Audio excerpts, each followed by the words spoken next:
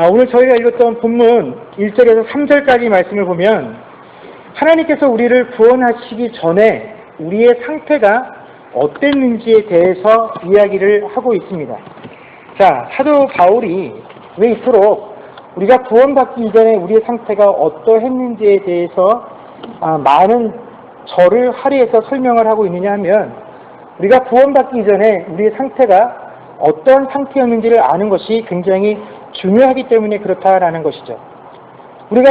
내가 구원받기 이전에 내 상태가 어떠했는지에 대해서 제대로 깨닫지를 못하면 우리가 하나님께 은혜로 거저 받았다라고 말을 하는 이 구원을 통해서 내가 누리는 그 감격이 도대체 이걸 은혜라고 부르는데 왜 이것이 은혜인지를 우리가 제대로 알 수 없기 때문에 그렇다라는 것입니다. 자, 저희 부모님 세대는 말씀드릴 것도 없고 제가 초등학교에 다닐 때만 해도 학교에 도시락을 싸갈 때는 꼭 흰 쌀밥만 싸우면 안 되고 잡고 가고 혼식을 하도록 이렇게 의무적으로 시켰습니다. 그래서 도시락을 싸오면 밥을 먹기 전에 선생님들이 이렇게 쭉 돌아다니면서 검사를 하죠. 흰 쌀밥만 싸왔는지 잡곡을 섞었는지 그래서 이렇게 체크를 하고 너무 자주 흰 쌀밥만 싸우는 친구들한테는 이렇게 제재를 가하셨던 벌을 주셨던 그런 적이 있습니다. 그러니까 제가 아주 초등학교 다닐 때만 해도 배가 먹을 것이 없어서 배가 고파서 굶어 죽는 그런 상황은 아니었지만 모든 사람이 다 풍족하고 모든 것이 풍성한 시대는 아니었다라는 것입니다. 그런데 이런 얘기를 지금 저희들 자녀들에게 해주면 우리 자녀들은 그런 얘기를 도무지 이해를 못합니다. 그들이 태어났을 때부터 이미 모든 것이 다 갖추어진 세대 가운데 그들이 태어나서 자기뿐만 아니라 내 옆에 있는 모든 사람들이 이걸 누리고 있기 때문에 이것이 은혜다라고 말을 아무리 해봐야 이 의미를 제대로 느끼지 못한다라는 것이죠. 이것을 내가 갖기 위해서 얻기 위해서 애쓰고 노력하고 땀 흘려 본 사람만이 내가 쥐고 있는 것이 얼마나 가치 있고 값이 나가는 것인지를 알 수 있다라는 것입니다. 그런데 이 성도들이 구원을 대할 때 구원의 은혜다라고 말하는 이 부분을 마치 제가 지금 설명드린 이 어린 자녀들이 우리 때는 이렇게 어려웠어, 힘들었어 라고 말하는 것을 도무지 이해 못하는 것과 똑같이 받아들인다라는 것입니다. 여러분, 사도가 정의하는 구원받기 이전에 우리의 상태가 어떤 상태였습니까? 1절 말씀에 뭐라고 되어 있습니까? 그는 허물과 죄로 죽었던 너희를 이라고 설명을 하고 있습니다. 자, 구원받기 이전에 우리의 상태는 뭐였다고요? 죽음이었다라는 겁니다. 한마디로 시체였다라는 것이죠. 자, 제가 어렸을 때 어른들 예배에 참석을 하면 대표 기도를 하시는 분들이 이런 기도를 하시면서 표현들을 합니다. 영원히 죽을 뻔했던 우리들을 구원하여 주심을 감사합니다라는 이런 표현들을 많이 쓰십니다. 아마 지금도 기도하실 때 습관적으로 이렇게 기도하는 표현법을 가지고 계신 분들이 계실 겁니다. 그러나 죽을 뻔했던 우리를 살리셨다라는 이 표현은 성경에 나와 있는 대로 하자면 어떻게 된 겁니까? 틀린 표현입니다. 우리는 죽을 뻔했던 것을 하나님께서 살려주신 것이 아니라 어떠셨다고요? 죽었던 상태에서 살려주신 것입니다. 죽을 뻔했던 것이 아니라. 자, 일반적으로 우리가 비신자들 중에도 기독교와 같은 개념의 천국과 지옥을 믿지는 않더라도 이와 유사한 개념으로 좋은 곳으로서의 천국 혹은 나쁜 곳으로서의 지옥의 개념들을 가지고 있습니다. 그래서 우리가 세상에 살 때 좋은 일을 하면 거기에 대한 보상으로 좋은 곳, 그것이 천국이 되었던 극락이 되었던 유토피아가 되었던 어떻게 부르든지 간에 그런 좋은 곳으로 가고 세상에 살 때 악하고 나쁜 행동들을 하면 거기에 합당한 지옥과 같은 곳으로 간다라고 생각들을 합니다. 자, 그러다 보니까 자신이 세상에 살았을 때의 한 행동에 따라서 천국에 갈 수도 있고 지옥에 갈 수도 있다고 생각을 하니까 그러면 나는 그렇게 착하게 생각하지도 않고 그렇다고 또 나쁜 일을 하는데 생각 같지도 않은데 그럼 나는 내가 생각해도 천국에 가자니 좀 부족하고 지옥에 갈 수는 없고, 그래서 그런 사람들을 위한 장소가 또 필요하다라는 것입니다. 그래서 적당히 아주 평범한 사람들이 머무를 수 있는 곳, 그러다 보니까 천주교에서 말하는 연옥과 같은 개념들이 등장을 하게 돼서 그곳에 머물면서 너희의 부족한 것들을 채워서 좋은 곳으로 가라라고 이야기를 한다라는 것이죠. 자, 이렇게 대부분의 사람들에게 있어서 천국이라는 것은 내가 이 땅을 살면서 살 때에 착하고 바르게 살았으나 살아서는 그 착하게 산 것에 대한 보상을 받지 못했기 때문에 죽어서라도 보상을 받으라는 개념으로 존재하는 곳이 천국, 좋은 곳이다라는 것입니다. 그래서 죽어서 나쁜 곳에 안 가려면 살아서 좋은 일 하라고 가르치는 것이죠. 그럼 지옥은 또 어떤 곳입니까? 살아서 나쁜 짓을 했는데도 불구하고 살 때에는 그 나쁜 행동에 적합한 벌을 받지 않고 분명히 남을 속이고 악하게 살았음에도 불구하고 그런 사람이 더 떵떵거리고 잘 살게 되면 저놈은 분명히 죽어서 지옥에 가게 될 것이다. 인과응보의 개념으로 지옥이 존재하게 된다라는 것입니다. 그런데 교회를 다니고 있는 성도들도 천국과 지옥을 이와 유사한 개념으로 받아들이고 있다라는 것입니다.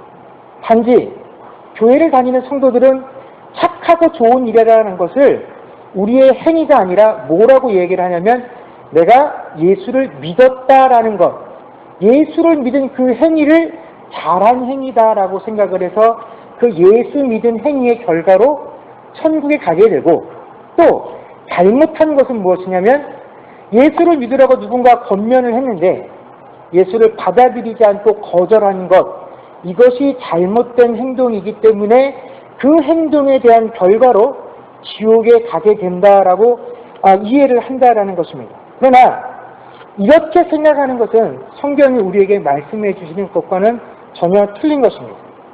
성경이 우리에게 말하는 인간이란 어떤 존재냐면요, 원래 인간은 처음부터 옳은 것을 인지할 만한 능력이 없는 존재가 인간입니다. 이것이 옳은 것인지 그른 것인지 참된 것인지 진리인지를 구분할 만한 인지 능력이 없는 존재가 사람이고요. 그것을 기껏 들려주었다라고 할지라도 야, 이게 정말 좋은 말이로구나, 이것을 선택해야지 라고 옳은 것을 선택할 만한 능력도 갖추지 못한 것, 이게 바로 인간의 상태다라고 성경이 이야기를 해주고 있습니다. 왜냐하면 바로 우리가 어떤 상태이기 때문에요? 죽어있는 상태이기 때문에 그렇다라는 것입니다. 그리고 이 죽어있는 상태라는 것은 여러분이나 저나 세상에 그 어떤 똑똑한 사람이나 더 위인도 마찬가지로 죽어있는 상태다라는 것입니다. 자, 죽어있다라는 것, 즉 시체라는 것은 무엇을 의미합니까? 그 죽어있는 시체는요, 자기 스스로 내가 무엇이 좋을 것인지, 나에게 좋은 것인지 무엇인지를 판단할 수도 없고 또 그것을 나에게 적용시킬 수도 없는 게 죽어있는 자, 시체의 특징이다라는 것입니다. 자, 요즘 날씨가 무척 덥습니다. 그래서 하루는 이제 날씨가 덥다 보니까 저희 집 주변에 그 잔디들이 아주 노란색으로 물이 들었습니다. 또 어느 날 하루는 밖을 나갔는데 저희 집 그 옆에 와보신 분들은 알겠지만 큰 나무들이 많잖아요. 아침에 나갔는데 나뭇가지가 아주 큰 게 2개가 그렇게 바닥에 뚝 떨어져 있는 겁니다. 그래서 이제 왜 바람도 안 부는데 나뭇가지가 왜 떨어졌지 하고 가서 봤더니 그 비가 안 와서 수분이 공급이 제대로 안 돼서 이 나뭇가지가 2개가 떨어지는데 말라서 떨어졌더라고요, 그냥. 근데 그래도 보니까 제가 뭐 나무와 꽃을 키우는데 아주 문외한입니다. 근데 그런 제가 가서 봐도 이게 물이 제대로 공급이 안 돼서 이 나뭇가지가 떨어졌구나라는 것을 금방 알 수 있겠더라고요. 그래도 그 나뭇가지가 나무에서 떨어져서 하루 이틀은 누가 봐도 이게 나뭇가지구나, 이 나무에서 떨어진 것이로구나 라고 이해를 할 수 있을 만한 형태를 갖추고 있었는데 3일이 채 못 돼서 그 나무가 바싹 말라서는 이게 바로 며칠 전까지 이 나무에 붙어 있었던 가지라라고는 상상을 할 수 없을 만큼 바짝 말라 비틀어진 것을 보게 되었다라는 것입니다.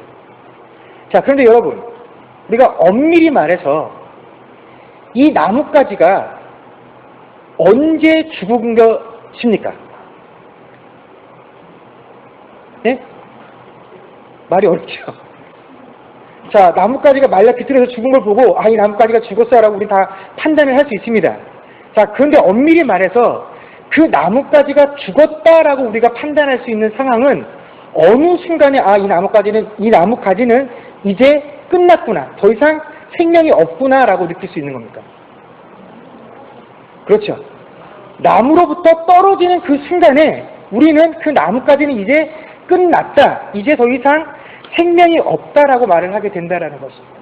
비록 떨어져서 처음에는 멀쩡한 가지인 것처럼 보인다고 할지라도 시간이 지나면 죽을 것이다라는 걸 우리가 누구라도 다 알 수 있습니다. 그러나 이 나뭇가지가 아무리 물이 제대로 안 공급이 돼서 시들하다 할지라도 그것이 나무 본체에만 매달려 있으면 언젠가는 물을 공급받아서 이 나뭇가지가 살 수 있다라는 것을 우리가 기대할 수 있다라는 것이죠. 자, 성경에서 말하는 죽음이다라는 것이 바로 이것입니다. 생명을 공급하는 그 본류로부터 떨어져 나간 상태가 뭡니까? 죽음이다라는 것입니다. 그래서 인간의 생명은 어디로부터 나오는 것입니까? 하나님께로부터 나오는 것이기 때문에 그 하나님으로부터 떨어져 나간 그 순간 이미 그것은 형태가 아무리 아름답고 보기가 좋다라고 할지라도 이미 그 순간에 그것은 뭡니까? 죽은 시체와 다를 것이 없다라는 것입니다. 죽은 상태가 단다라는 것이죠. 바로 이것이 오늘 에베소서 2장 1절에서 말하는 죽음의 의미다라는 것입니다. 그리고 이 죽음의 상태는 모든 인류에게 해당이 되어진 상황이다라는 것이죠.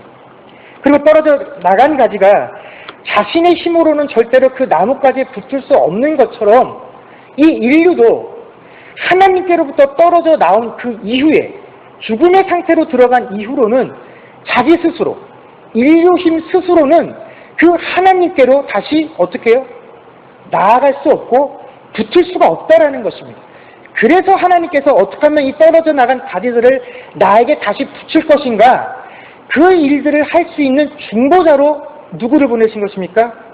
예수님을 보내신 것이다라는 것입니다. 그래서 예수님께서 이 땅에 오셔서 하시는 일이 하나님께로부터 떨어져 나간 우리를 다시 하나님께로 접붙이는 역할을 하신다라는 것이죠. 그래서 이 모든 것들을 설명하는 것이 바로 8절에서 9절의 말씀입니다. 너희는 그 은혜에 의하여 믿음으로 말미암아 구원을 받았으니 이것은 너희에게서 난 것이 아니요 하나님의 선물이라. 행위에서 난 것이 아니니 이는 누구든지 자랑하지 못하게 함이라. 그리고 나서 바울 사도는 우리가 이렇게 죽음의 상태로 가게 된 그 원인을 허물과 죄 때문이었다라고 설명을 하고 있습니다. 여기서 허물이라고 번역되어진 헬라어는 파라토파인데 이 단어는 원래 정해진 경계선을 넘어갔거나 혹은 올바른 길에서 벗어난 상태를 의미하는 단어입니다. 또 죄로 번역된 할마티아라는 단어는요, 우리가 잘 아는 것처럼 표적을 벗어났거나 표준에 미치지 못하는 상태를 이르는 말이 바로 이 죄라는 단어입니다. 그리고 이렇게 허물과 죄가 어떠한 것인지에 대해서 구체적인 상황을 세 가지로 설명을 합니다. 그래서 2절 말씀에 보면 너희가 전에는 세상 풍조를 따르고 공중의 권세 잡은 자를 따르고 3절에는 육체의 욕심을 따라서 육체와 마음이 원하는 대로 행했다라는 거 설명을 해주고 있습니다. 그런데 사실 이 세 가지로 이렇게 나누어서 설명을 했지만 이 세 가지는 거의 유사한 의미를 가지고 있습니다. 사람이 결국은 자기가 가지고 있는 그 육체의 욕심 때문에 어떻게 됩니까? 세상 풍조를 따르게 되어 있고 자신의 욕심과 이 세상 풍조를 따르다 보니까 그 욕심을 채워줄 수 있는 공중의 권세 잡은 자의 유혹에 쉽게 넘어가게 된다라는 것입니다. 자, 세상 풍조를 따른다라는 표현은 세상의 사고방식과 그 가치체계에 순응해서 살아가는 것을 의미합니다. 자, 우리 신자는요, 어쩔 수 없이 믿는 사람들보다 안 믿는 사람들이 훨씬 많은 이 세상에서 그들과 함께 섞여서 살고 있습니다. 그래서 우리들도 이 세상을 살아갈 때 그들과 동일한 가치 체계와 사고 기준들을 따라서 거기에 맞추어 살아간다라는 것이죠. 그래서 우리가 서로 믿는 사람이든지 안 믿는 사람이든지 상관없이 우리가 서로 지키자고 서로 따르자고 합의한 그 법률 체계 안에서 그 법들을 지키기 위해서 애쓰고 살아갑니다. 다행스러운 것은 우리가 합의하고 쫓아가는 그 사회 체계가 그래도 아직은 일반적으로 좀 더 도덕적이고 좀 더 정의롭고 아직은 선한 것들을 추구한다라는 사실 자체가 우리에게는 그나마 다행스러운 것이죠. 그렇기 때문에 여러분, 우리가 육체의 욕심을 따라서 세상의 풍조를 따른다라는 이 의미를 우리가 세상의 법칙대로 세상이 가지고 있는 그 법 체계에 따라서 살아가는 것을 거부해야 된다라고 생각해서는 절대로 안 됩니다. 하나님께서는 오히려 우리에게 세상의 권세에 순종하며 살아가라라고 요구를 하셨죠. 자, 그렇다면 도대체 이게 무슨 의미냐 하는 것입니다. 자, 우리가 이 세상을 살아갈 때 일반론적으로 우리가 이것이 옳다라고 정의를 하고 서로가 이것을 지키기 위해서 이것을 지킬 수 있는 사회의 법들을 만들어 놓고 그것들을 지켜나갑니다. 그런데 여러분, 이 사회의 정의와 사회의 도덕이다라는 것은요, 너무나 쉽게 개인이나 혹은 소수 집단의 욕심에 의해서 그것들이 쉽게 바뀔 수 있다라는 것, 그것이 문제다라는 것입니다. 절대 다수인 사람들이 이것이 옳고 이것이 맞고 그래서 이것을 지켜야 된다라고 아무리 이야기를 해도 소수인 사람들이, 그런데 이 소수가 훨씬 많은 권력을 가지고 있고 훨씬 많은 가치들을 가지고 있으면 이 사람들의 의견이 더욱더 비중 있게 다루어지게 되고 이 사람들의 욕심을 합법화시킬 수 있도록 오히려 사회법이 바뀌게 되어진다라는 것입니다. 이것이 바로 세상의 풍조다라는 것이죠. 그래서 처음에 하나님께서 우리에게 주셨던 일반적인 자연법으로는 이것이 옳다라고 맞았고 모든 사람이 거기에 동의를 했지만 세대가 점점 지나가면서 어떻게 합니까? 많은 사람들이 여기에 동의를 하지 못해도 세상을 바꾸려고 하는 자들이 더 많은 권력과 더 많은 돈들을 가지고 있고 사회에서 더 많은 가치를 창출해내고 있으면 그 사람들이 하는 의견이 마치 진리인 것 같이 받아들여지는 것, 이것이 바로 세상 풍조에 휩쓸려 가는 것입니다. 그런데 세상은 원래 그런데 문제는 뭐냐면 그 세상 풍조가 교회 안에서 성도들에 의해서도 여전히 똑같이 이루어지고 있다라는 것입니다. 여러분, 하나님을 섬기고 신앙생활을 함에 있어서도 하나님께서 우리에게 보여주시고 예수님께서 실제 몸으로 행해서 우리에게 이렇게 살아라라고 보여주신 것들보다는 우리는 무엇을 원하냐면 내가 눈으로 보아서 좋았던 것들, 내가 귀로 들어서 마음이 빼앗겼던 그 방법들만을 취하기를 원한다라는 것입니다. 그래서 내가 하고 싶은 것, 내 마음에 들었던 것만을 마음속에 품고 하나님께 주구장창 그것만 요구하죠. 저는 이걸 꼭 받아야 합니다. 이걸 저에게 주십시오. 제가 원하는 방법은 이겁니다. 그러나 하나님께서 우리에게 이렇게 하라라고 하셨으나 내 마음에 맞지 않는 것은 입술을 열어서 구하지 않는다라는 것입니다. 그런데 여러분, 하나님께서 우리에게 이 말씀을 이게 내가 너희에게 주는 언약이고 약속이고 내 말씀이다라고 주셨을 때 어디 하나라도 야, 이 중에서 어떤 거는 너희 마음에 내키면 지키지 않아도 좋아. 이 중에 어떤 말씀은 너희들의 형편이 허락되어지면 지켜. 형편이 안 되면 그 형편이 허락할 때까지는 좀 뒤로 밀어놓아도 좋아. 라고 하신 말씀이 없다라는 것이죠. 하나님이 이것을 우리에게 주시고 우리가 하나님의 자녀이기 때문에 내가 이것을 하나님의 언약이요 약속이요 말씀이라고 믿었을 때에는 내 형편이나 처지와 상관없이 이것은 어떻게 되는 겁니까? 지켜야 하는 말씀입니다. 하나님이 우리에게 주셨을 때 너희들의 처지와 형편을 따라서 지킬 수 있으면 지키고 그렇지 않으면 잠시 뒤로 밀어놓아도 좋다라고 말씀하신 적이 없다라는 것이죠.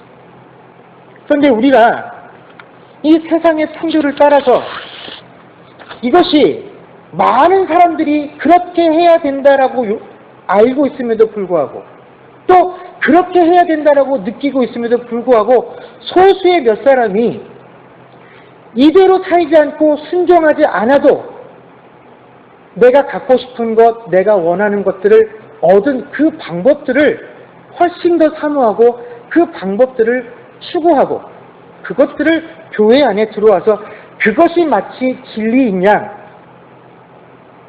믿고 따르려 한다라는 것입니다. 왜 그렇습니까?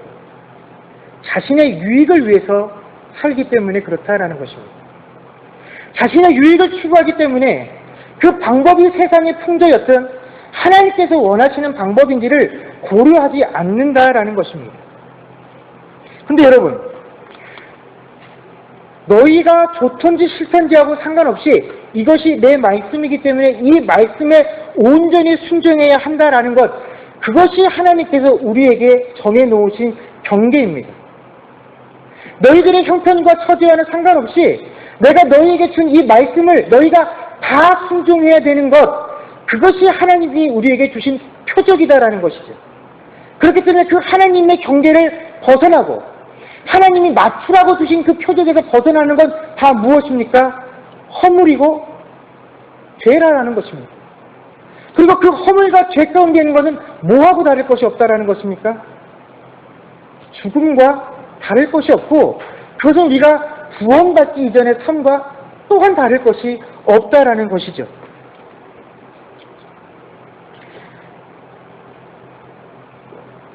그리고 이렇게 육체의 욕심을 따라서 세상의 풍조를 따라 사는 우리들은 사단의 유혹에서 쉽게 벗어나지 못합니다. 2절에 보면 공중권세를 잡은 자라는 표현이 등장을 합니다. 여기서 공중권세를 잡은 자라는 것은 바로 마귀와 사탄을 의미하는 것이죠. 그렇다고 이것이 우리가 영화에서 볼 수 있는 그 피 흘리고 있는 그런 귀신을 의미하는 것들은 아닙니다. 차라리 사단이 우리에게 올 때 이런 모습을 하고 오면 우리에게는 좋은 일이죠. 세상에 어떤 사람들도 귀신을 좋아하지는 않습니다. 그런 흉측한 모습을 하고 이 귀신이 우리에게 다가온다라고 하면 믿는 사람이든 안 믿는 사람이든 다 치를 떨면서 도망을 갈 겁니다. 쫓아오지 말라고, 나에게 오지 말라고. 그러나 마귀와 사단은 그런 모습으로 우리에게 다가오는 것이 결코 아니죠. 오히려 우리가 절대로 거절할 수 없는 그런 치명적인 무기, 치명적인 매력을 가지고 우리에게 다가오는데 그 매력이 뭐냐면 바로 공중권세다라는 것입니다. 이 공중권세가 도대체 뭐냐? 자, 공관복음서에 보면 마태, 마가, 누가복음에 보면 예수님께서 공생의 사역을 시작하시기 전에 사단에게 시험을 당하십니다. 세 가지 시험을 당하실 때 그 세 번째 시험의 내용이 바로 천하만국과 영광이었다라는 것입니다. 마태복음 4장 8절에서 9절에 보면 마귀가 또 그를 데리고 지극히 높은 산으로 가서 천하만국과 그 영광을 보여 이르되 만일 내게 엎드려 경배하면 이 모든 것을 내게 주리라 라고 되어 있습니다. 자, 비록 한시적이지만 여러분 사단에게는요 이 세상에 있는 모든 것들을 자신의 마음대로 뜻대로 할 수 있는 권세가 있다라는 것입니다. 이게 바로 공중권세다라는 것입니다. 그래서 예수님을 유혹할 때에도 심지어 예수님에게도 네가 나에게 절만하면 이 세상의 모든 나라와 그 영광을 너에게 주겠다라고 유혹을 했다라는 것입니다. 여러분 그런데 만약에 교회가 성도가 아직도 세상에서 영광을 받는 것, 그 세상에서 높임을 받는 것, 이 세상의 권세를 더 많이 얻는 것을 하나님께서 내게 주시는 은혜요 복이다라고 여기게 된다라고 하면 여러분 우리는 이 사단의 공격으로부터 절대로 벗어날 수가 없다라는 것입니다. 바로 우리를 쉽게 넘어뜨릴 수 있는 치명적인 무기를 이 사단이 가지고 있는 것이죠. 근데 우리가 이 사실을 다 알고 있음에도 불구하고 이것을 포기하는 것이 굉장히 힘든 일입니다. 왜 그러냐면 이것을 포기하는 것이 두렵기 때문에 그렇다라는 것이죠. 세상에서 내가 누릴 수 있는 권세와 영광을 포기하는 그 순간에 내 미래가 어떻게 해요? 너무 암담하다라는 것입니다. 이것들을 포기하고 내가 무슨 소망을 가지고 이 세상을 살아갈 것인가? 내가 이 세상을 살면서 이 모든 것들을 포기하면 도대체 이 먼 곳까지 와서 내 자녀들을 공부를 시키고 내가 이렇게 고생하면서 아이들을 뒷바라지하는 거 무슨 의미가 있나? 그것들이 너무 두렵기 때문에 우리가 이것을 절대로 놓지 못한다라는 것입니다. 근데 여러분,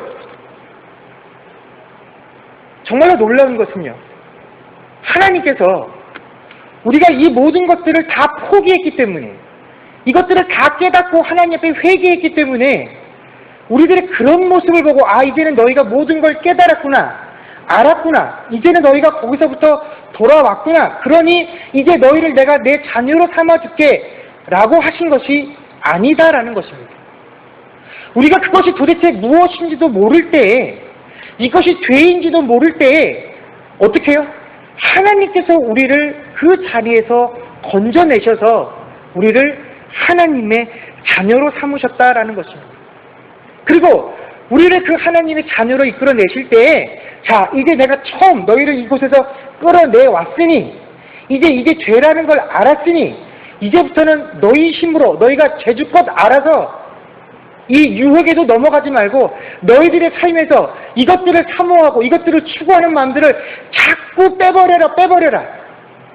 그런데 내가 처음에 해주고서 이걸 하지 못하면 내가 이제 너희들에게 그 합당한 책임을 묻겠다라고 하신 것이 아니다라는 점입니다. 뭐라고 오늘 성경이 우리에게 말씀하고 계십니까? 오늘 본문은 처음부터 하나님께서 예수 그리스도와 함께 우리를 살리셨고 예수 그리스도와 함께 우리를 일으키시고 우리를 하늘에 함께 앉히셨다라고 말씀해주고 계십니다. 모든 일을 처음부터 시작하신 이가 하나님이시고 지금도 그 일을 진행하고 계신 분이 하나님이시다라는 사실을 우리에게 이야기하면서 그래서 10절에 뭐라고 말씀하고 계십니까? 우리는 어떻다고요? 그가 만드신 바라라고 말씀해주고 있다라는 것입니다.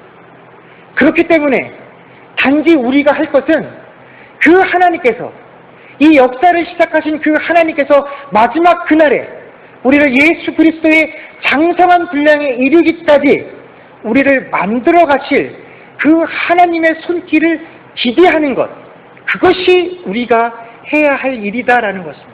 그런데 단지 그 하나님께서 우리를 만들어 가시는 그 손길이 항상 따뜻하고 부드럽지만은 않을 것이다라는 것입니다.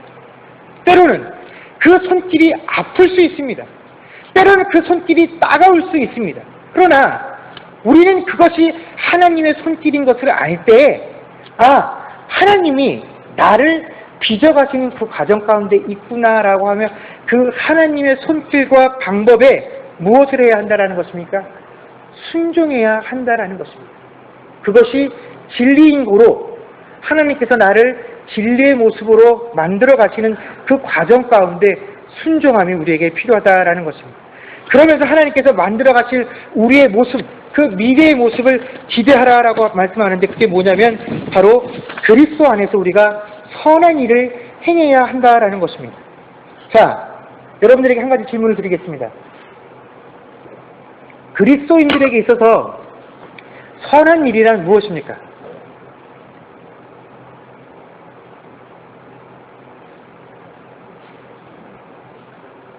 세상 사람들하고 똑같이 우리가 불쌍한 사람들을 도와주고 그런 것들도 물론 포함이 되어지겠죠. 근데 여러분, 우리가 성경에서 믿는 자들에게 선한 행실을 이야기할 때 이 선한 행실이 우리가 무엇인지를 정확히 알고 이것들을 할 수 있어야 합니다. 자, 많은 교회와 성도들이 성도들이 선한 행실을 해야 하는 이유, 선한 일을 해야 하는 이유를 뭐라고 설명을 하냐면, 우리가 세상에 나가서 선하게 살아야 우리의 그런 모습들을 보고 세상이 자극받고, 아, 그래, 믿는 사람들은 분명히 다르구나 하고 자극을 받을 수 있기 때문에 우리가 그 일들을 해야 한다라고 이야기를 합니다. 근데 여러분, 이 이야기는 반만 맞고 반은 틀린 겁니다. 여러분, 교회가 세상에 나가서 얼마나 선한 일들을 많이 합니까? 여러분, 얼마나 많은 선교사들이, 얼마나 많은 목회자들이 오지에 나가서 그들의 삶을 개선시키기 위해서 자신의 목숨과 삶들을 포기하고 그 일들을 하고 있습니까? 그러나 그 일들을 다 행한다고 해서, 그 일들을 다 봤다고 해서 믿지 아니하는 자들이 다 그 일에 감동을 받고 돌아서는 것은 결코 아니다라는 것입니다.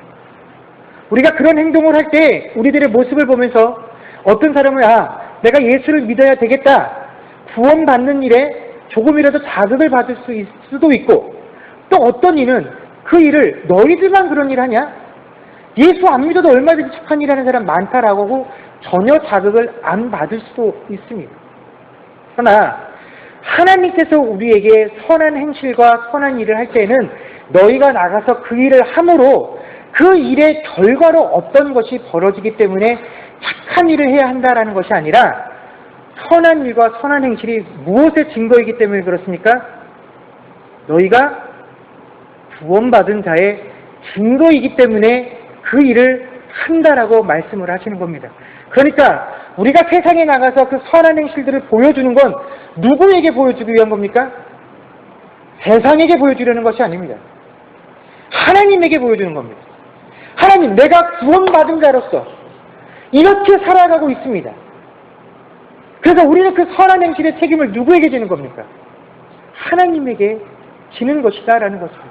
그렇기 때문에 세상이 우리가 이렇게 열심히 선하게 살고 있음에도 불구하고 우리를 알아주지 않아.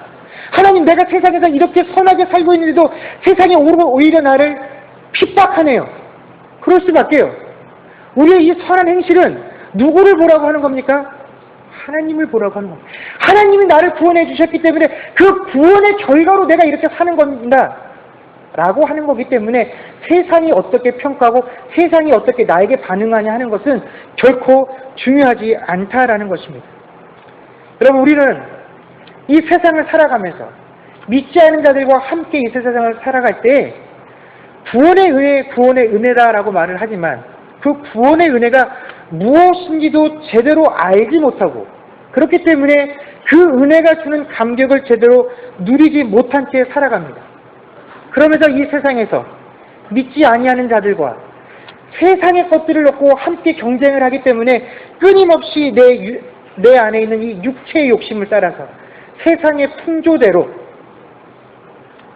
공중 권세를 잡은 그 마귀와 사단의 유혹에 쉽게 넘어갈 수 있는 삶을 살아가고 있다라는 것입니다. 이 모든 것이 불리한 싸움입니다. 그러나 하나님께서 우리에게 뭐라고 말씀하시고 우리에게 힘과 위로를 주시냐면, 자, 힘든 거 내가 알아. 그러나 처음부터 이 싸움을 시작한 이가 너희가 아니라 나다.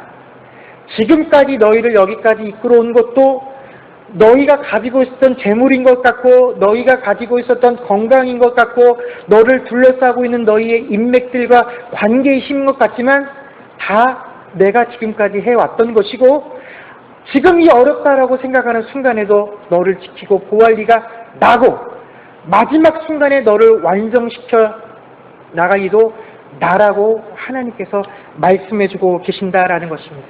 그러면서 우리에게 내가 너희들을 어떻게 만들어갈 것인지, 내가 너희들을 어떻게 완성해 갈 것인지, 너희도 내가 너희를 바라보면서 꿈꾸는 것과 같이 너희도 함께 꿈꾸고 기대하고 소망하며 살아가시다라고 말씀해주고 계신다라는 것입니다. 그러면서 너희가 세상을 살아갈 때 착하게 살면서 그 착한 행실로 인해서 세상 사람들이 알아주지 못하고 너희가 손해보는 것 같고 낙심많을 때에도 결코 그것으로 인해서 절망하지 말라라는 것입니다. 왜냐하면 내가 보고 내가 기뻐한다라는 것입니다. 내가 보고 내가 인정해 준다라는 것입니다. 내가 보고 내가 그것을 갚아준다라고 하나님께서 말씀해 주신다라는 것입니다. 오직 하나님께서 우리에게 요구하신 것은 내가 내 힘과 내 피로 너희를 구원했으니 그 구원에 합당한 삶을 살라라고 요구하신다라는 것입니다. 여러분, 그러니 우리가 하나님께서 허락하신 이 새로운 삶과 생명을 살아갈 때 하나님께서 우리에게 요구하시는 그 구원받은 자로서의 삶을 증거하는 그런 삶을 살아갈 수 있는 저와 여러분들이 될 수 있기를 주의 이름으로 간절히 축원합니다. 기도하겠습니다.